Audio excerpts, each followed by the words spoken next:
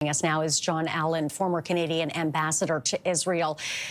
Thank you very much for being here with us, Jon. Now, Canada has pledged $30 million in humanitarian funding for Palestinians in the Gaza Strip. How crucial is it now to get aid into Gaza?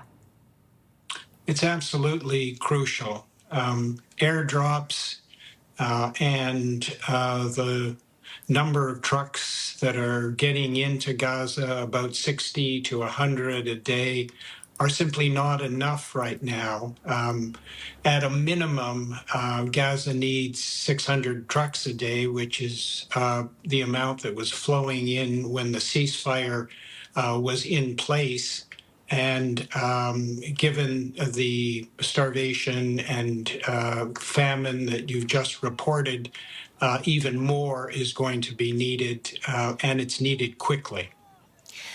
Israel is allowing some airdrops of aid for people in Gaza, but there are now scenes of chaos and violence. Was this unfortunately something that was bound to happen? I think it's quite inevitable. There have been efforts at airdrops before. Recall that the United States actually tried to set up a pier and have boats move in. That failed.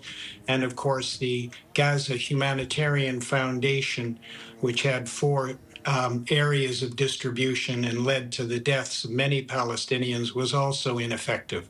What they need is, as I suggested, a massive number of trucks coming in with food and other humanitarian assistance, including medicine and water and generators, to begin to alleviate the situation. Now, gangs in Gaza are hoarding and selling aid at massive prices, exorbitant prices. How is this impacting the way that people are able to get access to that aid?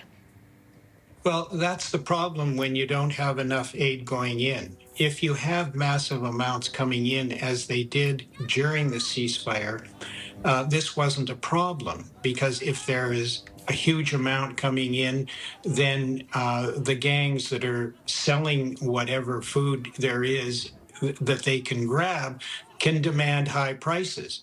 But if there's lots of food, then you don't have high prices. It's a question of supply and demand. And a United States State Department study found that the allegations that Hamas was stealing huge amounts of food were not true. So once again, flood the zone, and the question of gangs and Hamas will disappear and people will be fed. Jon, thank you very much for your time today. Thank you.